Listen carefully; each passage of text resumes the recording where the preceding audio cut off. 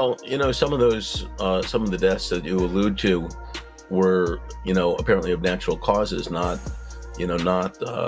violence. And so I think it's possible that people are making, a little more of a mountain out of that. I think it's also, it's important to recognize and people don't talk about this a lot, but the racial and economic, socioeconomic aspect of this. I mean, when people come up from a background that for long historical reasons has been, for many African American people, of course, has been surrounded by oppression, by violence, by lack of economic opportunity.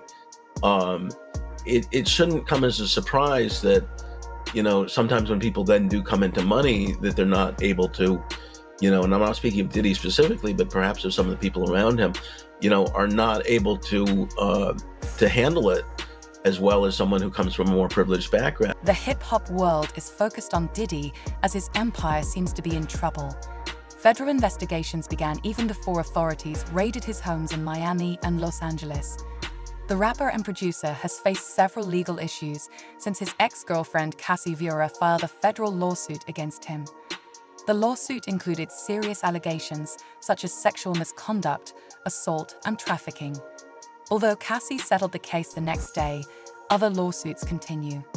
Well, I think he's, obviously putting on a strong face over it. It's, behind the scenes, what is going on through his mind and, the minds of his lawyers and other advisors, may be a different question.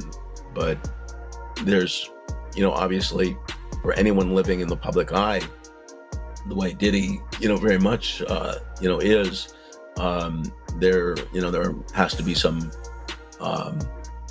control of public persona. And so I'm not per se surprised, but again, that's without prejudging, the allegations themselves. One of these lawsuits is a $30 million claim by Rodney Jones Jr., a former producer and videographer for Diddy. Jones's lawsuit shares similarities with Cassie's case, accusing Diddy of forcing him into inappropriate acts with SCX workers, running a racketeering operation, and harassment. Since the federal raids, more people have come forward with their stories about Diddy, painting a dark picture of deaths, crimes, and prison sentences tied to his inner circle. Diddy rose to fame in the early 90s. In 1990, he interned at Uptown Records after being chosen by CEO Andrew Harrell to help young artists. Diddy played a key role in shaping stars like Father MC, Jodeci, and Mary J. Blige. In 1993, Diddy parted ways with Uptown over creative disagreements, though he later spoke fondly of Harrell. In a 2023 interview, Diddy said Harrell's decision to fire him made him rich. Just 2 days later, Diddy became a millionaire and started Bad Boy Records. Tragedy has also surrounded Diddy's career.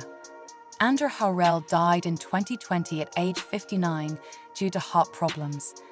Another significant loss was New York rap legend Heavy D, the first act signed to Uptown in 1991. Diddy and Heavy D co-organized a charity basketball game at City College of New York in 1991.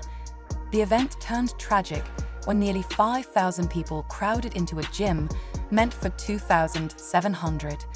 A stampede broke out, killing 9 people and injuring over 20.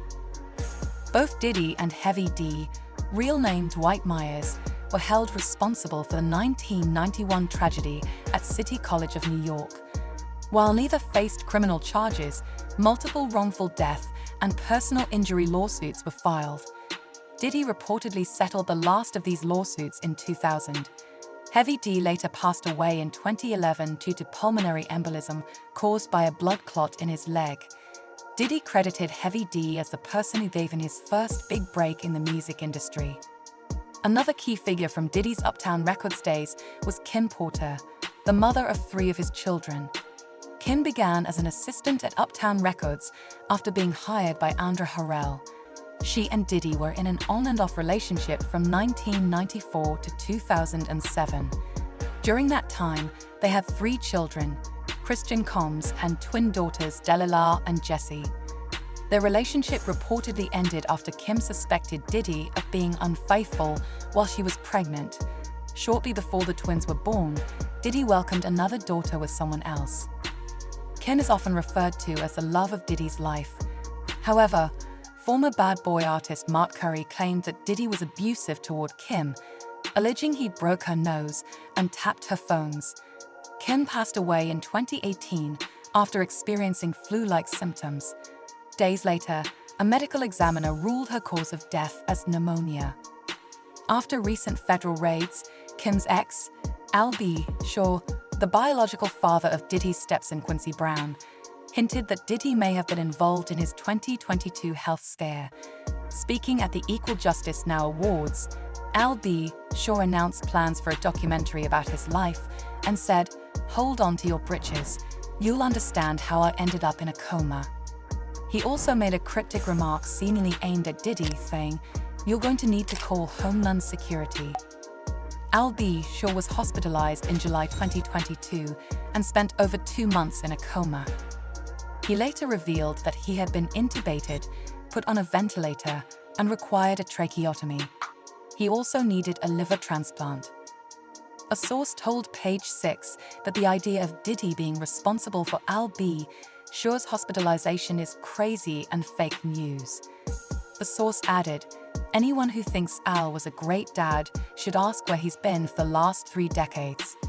In 2009, Diddy adopted Al B. Shaw's son, Quincy Brown, whom he shared with the late Kim Porter, and raised him as his own. In a heartfelt letter titled "A Letter to My Father," Quincy addressed his biological father, writing, "I grew up without my father, an irreplaceable force and influence that was absent in my life. I watched other kids enjoy the embraces of their fathers while I searched for meaning in my circumstances.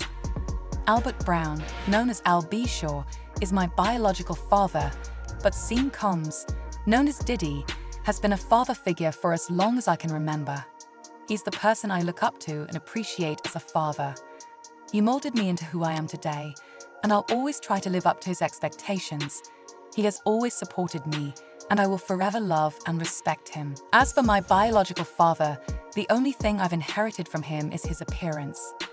Since Quincy wrote the letter, he and Al B. Shaw have reportedly mended their relationship. However, after last week's raids, Al B. Shaw posted an image on Instagram referencing Quincy's 2009 letter. He wrote, "Letter to my son. Come home. The door is wide open. You're safe here, son. I love you." As for Al B. Shaw's claims against Diddy, entertainment attorney Jonathan Handel explained that, for now, these allegations are purely speculative and have no legal standing. No, unclear, and getting into the realm of speculation on something like that, I think is somewhere that I don't want to go. But I would simply say that, the current, raid that's the occasion for the news in recent days, does not appear to be related to that, and so whether that remains, forever a question mark, a mystery, an accusation, without a legal process, it's hard to know. But that may be where one has. Just Uptown Records that suffered tragic losses, the Bad Boy label would also suffer a series of deaths and criminal investigations. Most notably the shooting death of Diddy's best friend and rapper Christopher Wallace, better known as Notorious Big Biggie, who was gunned down in Los Angeles following a drive-by shooting in '97. The death came during an ongoing battle of East Coast and West Coast rappers, and just months after Biggie's friend turned rival Tupac Shakur was gunned down in Las Vegas. Another Bad Boy standout rapper, Craig Mack, died in 2018 at the age of 47 from heart failure. East Harlem rapper Black Rob died in 2021 from cardiac arrest after being homeless and suffering several strokes. Then there are several other artists charged and even imprisoned for various crimes. Diddy's former prot and rapper Shine was sentenced to a decade in prison after being convicted in the infamous nightclub shooting that involved Diddy and his then-girlfriend Jennifer Lopez. Shine would only serve 8 years in prison after being convicted of firing 3 shots into a crowded nightclub following an argument with another clubgoer. It's been speculated the former protege of the Bad Boy founder took the fall for Diddy, who was ultimately acquitted for his role in the shooting. Diddy's bodyguard, Anthony Wolf Jones, was also charged in the incident, and while the two were acquitted, Jones was later gunned down following a confrontation outside an Atlanta nightclub in 2003. Meanwhile, former Bad Boy rapper Travel Coleman, better known as JUP, reportedly confessed in 2010 to a 1993 cold case murder outside a housing project. He was sentenced to life behind bars, but his sentence was later commuted by New York Governor Kathy Hochul. He'll be eligible for parole next year in 2012. So does the untimely deaths, prison sentences, and murders play into this supposed Diddy curse? Attorney Jonathan Handel says we shouldn't jump to conclusions. Diddy seems to be unfazed by the recent legal saga that could be plaguing his empire, but Handel explains we don't necessarily know what exactly is going through the producer's mind. And while at this time, Diddy has not been criminally charged with any of the claims against him, the Handel says at this time we have to remember the same and let the legal process play out. Well, simply that we remember that allegations are exactly that, allegations, and right now, he has not been charged with anything criminal, he's not been convicted of anything, and that's where people should leave it. People are presumed innocent until and unless are found guilty of something he's not even been charged. So let's give ourselves space. It's hard to operate in uncertainty. People like to make a decision in their minds, but we don't have to. We're not the prosecutors, we're not the authorities, we're not somebody who's trying to decide whether to do business with Diddy or not.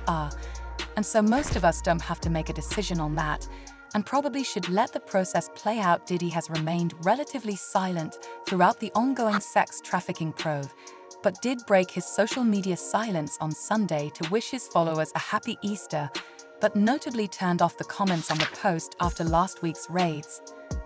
Diddy's lawyer issued a statement saying in part, there was a gross overuse of military-level force. There is no excuse for the excessive show of force and hostility exhibited by authorities, or the way his children and employees were treated. Mr. Combs was never detained, but spoke to and cooperated with authorities. There's no finding of criminal or civil liability with any of these allegations. Mr. Combs is innocent and will continue to fight every single day to clear his name, reporting for a long crime. I'm Elizabeth Milner. So that's all from today's video. If you enjoyed it, remember to leave a like, subscribe, and ring that bell icon so you never miss our upcoming videos.